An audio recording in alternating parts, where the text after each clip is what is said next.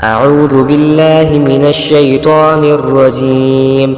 بسم الله الرحمن الرحيم. اللهم يا نور تنورت بالنور، والنور في نور نورك يا نور.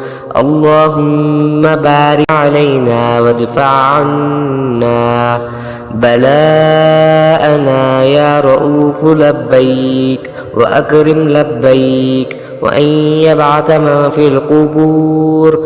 اللهم ارزقنا خير الدين مع القرب والإخلاص والاستقامة بلطفك، وصلى الله على خير خلقه محمد وآله وأصحابه أجمعين، وسلم تسليما كثيرا كثيرا برحمتك يا أرحم الراحمين.